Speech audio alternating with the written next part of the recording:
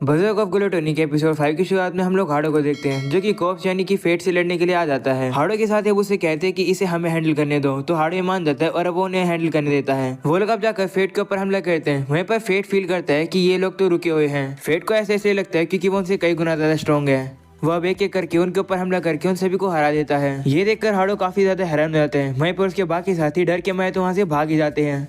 Fate अब उसके सामने आता है तो हाड़ो भी घबरा कर उससे कहता है कि क्या तुम्हें लगता है कि तुम मुझे हरा दोगे? तुम बस एक मोस्टर हो, तुम मुझसे नहीं जीत सकते हो। ये सुनने के बाद फेट अब अपना मास्क हटाता है और उसे दिखाता है कि वो फेट है। हाड़ो से देखकर हैरान हो जाता है और कहते हैं कि तुम जैसा कूड़ा इतना पावरफुल कैसे है? तो फेट उससे कहते हैं कि मुझे तुम्हें बताने की कोई भी जरूरत नहीं है। ये सुनकर हाड़ो को गुस्सा आता है और वो उसे कहता है कि तुम मुझे गुस्सा दिला रहे हो। क्या तुमने रियलाइज नहीं किया कि मैं कौन हूँ? मैं ब्लैरिक फैमिली का दूसरा बेटा हूँ और एक होली नाइट हूँ। तो फिर उसे कहते हैं कि अगर तुम्हें अपनी पावर्स का इतना घमंड है तो मुझे अपनी ताकत दिखाओ। वो लोग अब लड़ने के लिए तैयार होते हैं। वहीं पर फेट हाड़ो की स्पेशल स्किल देखता है, जो कि होली सोर्ड टेक्निक होती है और ये सिर्फ होली नाइट्स को ही मिलती है। फेट सोचने लगता है कि हाड़ो जैसे पर्सन को ये स्किल क्यों मिली। वो अब ग्रिड से पूछते हैं कि क्या तुम एक होली सोर्ड को तोड़ सकते हो? तो ग्रिड कहता है आराम से, मैं उसे आराम से तोड़ सकता हूँ। जैसे तुम्हें हमला करना है तुम करो। वहीं पर अब हाड़ो फेट से कहते हैं कि तुम बेवकूफ हो, तुम इतने डिस्टेंस पे मुझसे लड़ोगे। ऐसा बोलने के बाद वो फेट के ऊपर ग्रैंड क्रॉस का यूज करता है और कहता है कि होली नाइट तुम्हें बिल्कुल प्यूरीफाई कर देगी, तुम्हारे अंदर कुछ भी नहीं बचेगा। लेकिन तभी हम लोग देखते हैं फेट उसके अटैक को काफी इजीली से डॉज करके उसके पीछे आ जाता है और कहते हैं कि तुम्हारी ये टेक्निक को डिप्लॉय करने में काफी टाइम लगता है। हाड़ो घबरा कर पीछे मुड़कर उसके ऊपर हमला करता है, लेकिन फेट अब उसकी तलवार को आराम से काट देता है और उसकी तलवार के पीस को अपने हाथ में दिखाता है। इस बात पर हाड़ो बिलीव ही नहीं करता है। वो उसे कहते हैं कि तुमने मेरी होली सोर्ड कैसे तोड़ दी? ये तो इम्पॉसिबल है। तो फेट अब उसे उसकी टूटी तलवार को दूसरे हिस्सा फेंक के देता है और कहता है कि इसे हटाओ। ये सुनकर हाड़ो घबरा जाता है और पीछे जाने लगता है। तो फेट उसे कहते भाग क्यों रहे हो? मुझे लगा था कि तुम एक होली नाइट हो, तुम तो काफी पैथेटिक हो। वहीं पर हाड़ो पीछे जाता जाता गिर जाता है। तो फेट अब उसका मजाक उड़ाकर उसका कॉलर पकड़ लेता है और कहता है खड़े हो, लगता है कि तुम्हें एक सबक सिखाना होगा। तुम्हें याद है ना कि तुम मुझे कुत्ते की तरह ट्रीट करते थे, तुम्हारे साथ भी अब ऐसा ही होगा। ऐसा बोलने के बाद फेट उसे पकड़कर काफी जोर से एक पेड़ में मार देता है। इसी तरीके से फेट उसे काफी सारे पेड़ में मारता है और पेड़ को तोड़ता रहता है। हाड़ो की हालत काफी बुरी हो जाती है। वो फेट से कहते हैं प्लीज रुक जाओ, मुझे माफ कर दो। तो फेट उसे कहते हैं तुम्हारी हिम्मत कैसे हुई बोलने की? तुमने इतने सारे लोगों को इंसेक्ट की तरह ट्रीट किया, तुम्हारी वजह से लेडी रॉक्सी को खतरे में जाना पड़ा और अब तुम यहाँ पर माफी मांग रहे हो? ऐसा बोलने के बाद अब वो हाड़ो को आसमान में फेंक देता है, जिसके बाद वो ग्रिड के फॉर्म को चेंज कर देता है। ग्रिड भी फेट से कहते हैं कि मुझे तुम्हारे थोड़े स्टैट चाहिए होंगे। ग्रिड भी फेट के थोड़े से स्टैट लेकर अब ट्रांसफॉर्म कर जाता है और अब अर्थ हाड़ो के ऊपर काफी सारे आसमान के अंदर ही हमले करता है। हाड़ो अब एक पत्थर पर आकर नीचे गिरता है, उसके हाथ पैर अब कट चुके हैं। फेट अब उसके पास आने लगता है तो हाड़ो उसे कहते हैं कि तुमने अभी तक मुझे खत्म क्यों नहीं किया, मुझे मार दो। तो फेट कहता है कि मेरे पास पहले कुछ क्वेश्चंस हैं, उनके जवाब दो। तो हाड़ो कहते हैं कि तुम रॉक्सी के बारे में पूछना चाहते हो ना? उसने खुद ही से वॉलंटियर किया था कि वही जाएगी गालिया के अंदर, वो अपनी मर्जी से वहाँ पर गई है लोगों की जान बचाने के लिए। ये सुनकर फेट काफी खुश होता है और कहता है हाँ रॉक्सी ऐसे ही करेगी। तब हाड़ो से कहते हैं कि मैं रॉक्सी को वहाँ जाने से रुकवा सकता हूँ, बस तुम मुझे मत मारो। तुम किसी और का बदला क्यों ले रहे हो? वहीं पर फेट उसकी बात नहीं मानता है। वो अपनी तलवार उसके अंदर डाल देता है और कहता है कि नहीं, ये मेरा बदला है। वह हाड़ो को खत्म कर देता है, जिसकी वजह से फेट की ग्लूटन स्किल एक्टिवेट हो जाती है और उसके स्टैट भी इंक्रीज हो जाते हैं। उसे हाड़ो की होली सोर्ड टेक्निक भी मिल जाती है।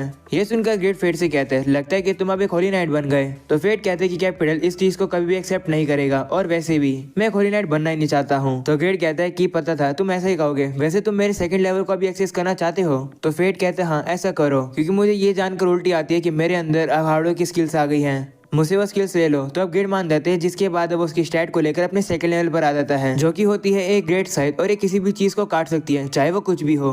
अर्थ अब सोचने लगता है काश मैं इस चीज का यूज करके रॉक्सी को गालिया में जाने से रोक सकता। वहीं पर अब अगले सीन में हम लोग देखते हैं रॉक्सी अब गालिया में जाने के लिए तैयार हो जाती है। उसके सारे सर्वेंट इस बात से काफी ज्यादा दुखी हैं। तो रॉक्सी उनसे कहती है चिंता मत करो, 3 साल काफी जल्द खत्म हो जाएंगे और मैं वापस आ जाऊंगी। वह हारू से आके कहती है कि जब तक मैं वापस नहीं आऊँ तब तक यहाँ का ख्याल रखना, जिस पर हारू मान जाती है और अब रॉक्सी एक एक करके अपने सारे सर्वेंट से मिलती है। वहीं पर अब अर्थ के पास जब वो आती है तो अर्थ उसे रोकने की कोशिश करता है, लेकिन उसे अपना ही ईवल चेहरा याद आ जाता है और अब वो रुक जाता है। तभी रॉक्सी उसे कहती है चिंता मत करो, हम लोग दोबारा फिर मिलेंगे। तो फेट भी उसे एक स्माइल करके कहते हैं हाँ अपना ख्याल रखना, जिसके बाद अब रॉक्सी वहाँ से चली जाती है। और अब अगले सीन में हम लोग देखते हैं अर्थ को पता चलता है कि लेडी रॉक्सी ने उसके लिए एक रेकमेंडेशन लेटर छोड़ा है। हारू से कहती है कि लेडी रॉक्सी ऐसा इसलिए कर रही है, अगर तुम लॉर्ड के मैरर में एम्प्लॉयड होगे तो तुम ब्लैरिक्स की नजर से काफी दूर रहोगे। ये सुनकर फेट कहता है कि लेडी रॉक्सी को तो अंत समय तक मेरी चिंता होती रही। वह उस लेटर को हारू को वापस देता है और कहता है कि मैं इसे एक्सेप्ट नहीं कर सकता हूँ, अब से मैं अपना तरीका खुद बनाने वाला हूँ एक वॉरियर होने के तौर पर। जिसके साथ हम लोग देखते हैं कि फेट अब अपना सामान पैक कर लेता है। तो गिडू से कहते हैं लगता है तुमने अपना माइंड बना लिया, जिस पर फेट कहते हैं हाँ अगर मैं लेडी रॉक्सी को गाली में जाने मैंने इसे नहीं रोक सकता हूँ तो एटलीस्ट मैं उसे सपोर्ट तो कर सकता हूँ। वो सभी सर्वेंट्स को वहाँ से बाय करके जा रहा होता है। सभी लोग उसे कहते हैं कि हम तुम्हें मिस करेंगे, तुम्हारा जब भी मन करे तुम वापस आना। वहीं पर हारू अब फेट को उसकी पेमेंट दे देती है जितने दिन भी अर्थ ने यहाँ पर काम किया। फेट अब कहने लगता है कि तो काफी ज्यादा पैसे हैं। तो हारू से कहती है कि ये बात कहीं मत भूलना कि तुम एक प्राइड हो, क्योंकि तुमने हार्ड फैमिली को सर्व किया है, तुम्हें गुड लक। फेट भी अब वहाँ से चला जाता है और कहता है कि अगर मुझे इन सभी लोगों से दोबारा मिलना है तो मुझे जाना होगा। जिसके बाद हम लोग देखते हैं फेट अब जितने भी लोगों से मिला था वो सभी को गुड बाय करता है और वो कैरेज में बैठकर निकल जाता है और कहता है कि मेरी पावर से मैं लेडी रॉक्सी को प्रोटेक्ट करूंगा। और अब हम लोग को कैसल में एक लेडी को दिखाया जाता है। वो कहने लगती है कि चीजें तो और ज्यादा अच्छी होती जा रही हैं। और अब अगले सीन में हम लोग देखते हैं रॉक्सी गाली में पहुंच जाती है और सभी लोगों से कहती है कि मैंने यहाँ पर अपने डैड की पोस्ट ले ली है। मेरे डैड तो अब नहीं रहे, लेकिन मैं आ चुकी हूँ उनकी जगह पर। मैं आप लोगों की मदद करूंगी और सभी लोगों को प्रोटेक्ट करूंगी उस डिवाइन ड्रैगन से, और ऐसे करने के लिए मुझे आप लोगों की भी हेल्प लगेगी। ये स्पीच सुनकर सभी लोग काफी मोटिवेट हो जाते हैं। रॉक्सी जैसे अपनी स्पीच खत्म करके नीचे आती है तभी एक लड़की उसके पास आती है जिसका नाम मीरिया होता है। और अब वो रॉक्सी से कहती है कि मैं भी आपको ज्वाइन करूंगी, क्योंकि जहां आप वहां मैं। तभी कोई बंदा वहां पर आता है और कहता है कि मैं भी रॉक्सी को सपोर्ट करूंगा, मेरा नाम मुगन है। वहीं पर मीरिया और मुगन तो आपस में लड़ने लगते हैं एक अजीब सी बात पर। मुगन कहता है कि मैं सर मैसन की वजह से वॉलंटियर कर रहा हूँ, यानी रॉक्सी के डैड के लिए। वो कहता है कि मैंने सर मैसन के अंडर एक बार काम किया था, ये बड़ी बड़ी बात लगी है, लेकिन मुझे उनका बदला लेना है। ये सुनकर रॉक्सी खुश होती है और वो उसका शुक्रिया करती है और कहती है कि क्या तुम्हारी फैमिली ने तुम्हें यहाँ आने के लिए रोका नहीं। तो कहते हैं कि एक्चुअली मेरी बेटी रेने ने कुछ गार्डियंस रैलिक्स मांगे हैं। मैं स्कॉलर्स की काफी बड़ी लाइन से आता हूँ जो कि रिसर्च करते हैं, और मैं ही अकेला वॉरियर हूँ। ये सुनकर रॉक्सी उन दोनों का शुक्रिया करती है और उसे कहती है कि मैं तुम दोनों पे भरोसा कर रही हूँ। ये सुनकर वो दोनों खुश होते हैं और कहते हैं हाँ आप भरोसा कर सकती हो। और अब अगले सीन में हमें रेने को ही दिखाया जाता है। उसके साथ ही उसे कहती कि क्या तुमने कॉप्स के बारे में सुना है, जिसके बारे में सभी लोग बात कर रहे हैं। तो रेने कहती हाँ मैंने सुना है, क्या हुआ। तो उसकी साथी उसे कहती है कि ये है वो गॉब्लिन्स जिनको उन कॉप्स ने हराया है। देखकर लगता है कि इनको नॉर्मल एरो से नहीं मारा गया है। रेनो ने देखकर कहती है कि तो काफी फैसिनेटिंग है। वो जाकर एक बिग बुक को खोलने लगती है और अब उसे वो चीज मिल जाती है जिससे कि इन गॉब्लिन्स के ऊपर हमला किया होगा। वो कहती है कि मुझे लगता है कि इन मैजिकल एरो से इन गॉब्लिन्स के ऊपर हमला किया गया है। मैजिकल एरो फायरबॉल मैजिक से डिफरेंट होती हैं। वो बताती है कि ये एक ब्लैक स्वॉर्ड की एबिलिटी है। वो स्वॉर्ड मोर्टल सिन की वेपन में से एक है। मोर्टल सिन्स के जितने भी वेपन्स होते हैं वो उन मटेरियल से बनते हैं जो कि मैजिक पावर को हाई लेवल पर मैनिपुलेट कर सकते हैं। ये सुनकर उसके साथी कहती है कि वो कौन से वेपन्स होते हैं। तो रेनी कहती है वो तो पता नहीं, लेकिन अगर वो मैजिक पावर को कंट्रोल कर सकते हैं तो स्किल्स के स्पेक्ट्रम की पॉसिबिलिटी को एक्सपेंड कर सकते हैं। मैं मोर्टल सिन्स के वेपन्स को देखना चाहूंगी। और अब अगले सीन में हम लोग देखते हैं फेट सबसे पहले टेट्रा नाम की सिटी में पहुंचता है। वो बताता है कि ये जगह शिपिंग एरिया भी है रॉयल कैपिटल के लिए। ये मर्चेंट्स की सिटी है जहाँ पर साउथ के सबसे बेस्ट गुड्स गैदर किए जाते हैं। फेट कहता है कि मैं यहाँ पर 5 साल पहले आया था और ये जगह बिल्कुल भी नहीं बदली है। वो याद करते हैं कि लोग उसे यहाँ पर पत्थर मारा करते थे और जब वो कैपिटल गेट से जा रहा था तो वो बेहोश हो गया था। वो अभी गैरेज के ओनर के पास आता है और कहता है कि क्या ये गैरेज गालिया में जा रही है। तो कहते हैं नहीं अभी तो नहीं, अगर ये अभी गैरेज निकलेगी तो रात के समय पर मॉन्स्टर्स हमला कर देंगे।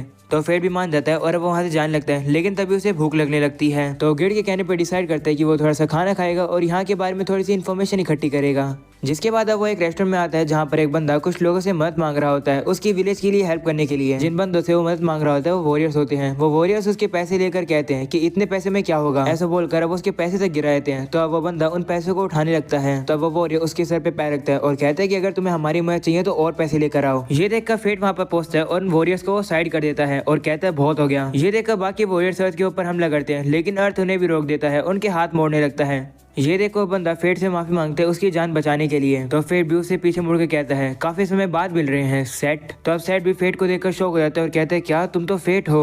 और अब अगली सीन में हमें फ्लैशबैक दिखाया जाता है जहाँ पर फेट कुएं में से पानी भरा था, लेकिन तभी वहाँ पर सेट और बाकी कुछ बच्चे आते हैं जो कि उसकी बाल्टी के ऊपर पत्थर मार के उसे गिरा देते हैं। सेट उसे कहने लगता है कि तुम कुछ भी काम नहीं करते हो, तुम्हारा पेट बस भूखा ही रहता है, तुम किसी भी काम के नहीं हो। ऐसा बोलने के बाद अब सभी लोग मिलकर फेट को पत्थर मारने लगते हैं। और अब अगले सीन में लोग देखते हैं फेट जब अपने डैड के साथ था तो उसे कुछ लोगों की आवाज आती है जो कि कहते हैं कि मॉन्स्टर हमला कर रहे हैं। यह सुनकर फेट के डैड सीधा ही जाकर उस मॉन्स्टर के ऊपर हमला करके उसे खत्म कर देते हैं। और अब अगले सीन में हम लोग देखते हैं फेट अब हब्स का काम कर रहा होता है।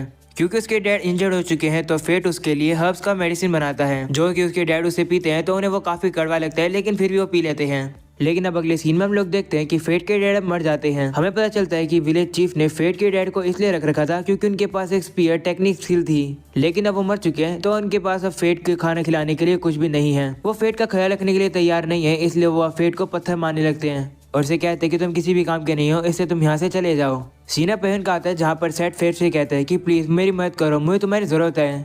फेट अब मन में हमें बताता है कि ये सेट है, उसी विलेज चीफ का बेटा जिन्होंने मुझे विलेज से निकाल दिया था। सेट अब फेट से कहते हैं मुझे पता है कि तुम क्या सोच रहे हो, लेकिन अभी तुम एक वॉरियर हो, इसलिए मुझे तुम्हारी ताकत की जरूरत है। तो ग्रेड कहता है इसे एक्सेप्ट कर लो, वैसे भी तुम्हें मॉन्स्टर को मारने से तुम्हारा स्टैट इंक्रीज होगा। तो फेट भी मान जाता है और वो सेट से कहते हैं ठीक है, मैं तुम्हारी मॉन्स्टर की प्रॉब्लम को ठीक कर दूंगा। ये सुनकर सेट कहता है कि मैं काफी खुश हूँ, मैं काफी रिलीफ फील कर रहा हूँ कि तुमने मान ली मेरी बात। तो फेट अब उसे कहते हैं चलो जल्दी चलो। फेट अब वहाँ से जाने लगता है उसके साथ। फेट अब मन में कहते हैं सच बताऊं तो मुझे ये विलेज के लोग बिल्कुल भी पसंद नहीं है, लेकिन उस विलेज में मेरी फादर की मेमोरीज हैं, मैं उसे तबाह नहीं होने दे सकता हूँ। सेटअप जैसे फेट को वहाँ पर लेकर जाता है विलेज चीफ और बाकी कुछ लोग सेट से कहते हैं कि तुम अपने साथ इस कूड़े को वापस ले आए, इसे तो हमें निकाल दिया था, तुम इसे अपने साथ क्यों लेकर आए हो। तो सेट उसे कहता है कि फेट स्ट्रॉन्ग है, मैंने अपनी आंखों से उसे वॉरियर्स को हराते हुए देखा है, वो हमारी मदद कर सकता है। ये सुनकर विलेज चीफ कहते हैं नहीं तुम बेवकूफ हो, बकवास बात मत करो, मैं खुद से ही कल कुछ वॉरियर्स ढूंढ लूंगा। तो बाकी लोग कहते हैं लेकिन मॉन्स्टर्स ने आज हमला कर दिया, फिर क्या करेंगे, हमने फॉरेस्ट से रोने की आवाज सुनी है, वॉरियर्स के आने से पहले हम लोग मर गए। तो चीफ कहते कोई बात नहीं, हम लोग फेट को सेक्रीफाइस की तरह यूज करेंगे, जिससे कि हमें थोड़ा टाइम मिल जाएगा। ये सुनकर फेट गुस्से में आ जाता है और अब वो चीफ से लड़ने के लिए जाता है, लेकिन तभी सेट उसे रोक देता है और कहता है कि बात को जाने दो,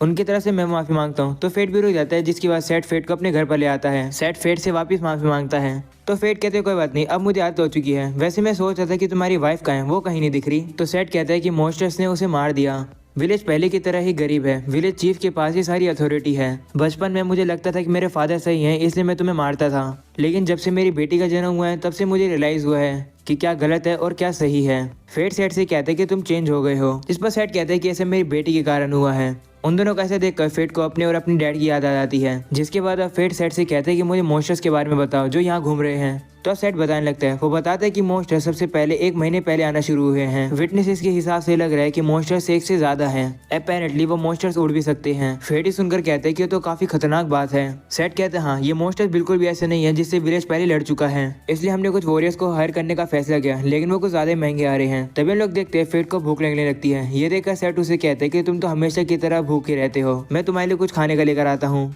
गेडा फेट से कहने लगता है कि इन लोगों को लगा कि लगता है चीजें सही हो जाएंगी अगर ये कुछ वॉरियर्स को हायर करेंगे। तो छोटे विलेजेस की ये तो टिपिकल स्टोरी होती है, लेकिन अगर वो मॉन्स्टर सही में हो सकते हैं तो चीजें सही में अलग है। तो फेट उसे कहते हैं कि क्या तुम्हें पता है कि हम लोग किसे लड़ने वाले हैं। तो गेड कहता है हाँ शायद से वो गारगोलियस हो सकते हैं, वो काफी चालाक होते हैं, वो सबसे पहले हल्के हमला करते हैं जिससे वो देख सके कि ह्यूमन कैसे रिएक्ट करेंगे, और जब उन्हें मौका मिलता है तो पूरे झुंड में आके हमला करते हैं। ये सुनकर फेट कहते हैं कि ये तो कोबोल्ट्स की तरह है।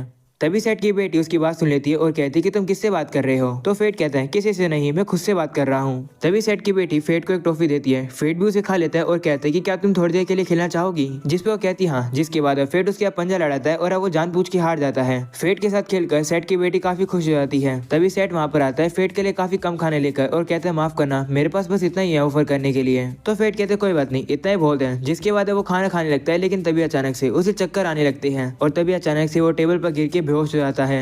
सेट को समझ नहीं आता कि फेट को क्या हुआ, वो सोचने लगता है कि क्या फेट ने कुछ अजीब खा लिया। तो सेट की बेटी कहती है कि मैंने फेट को एक कैंडी दी थी जो कि ग्रैंडपा ने मुझे दी थी। ये सुनकर सेट कहता है क्या ये सब डैड ने किया, इसका मतलब सही में वो फेट को सेक्रीफाइस करने का सोच रहे हैं। वहीं ग्रेड भी समझ जाता है, वो सोचने लगता है तो विलेज चीफ ने फेट को ड्रग्ड कैंडी दी है।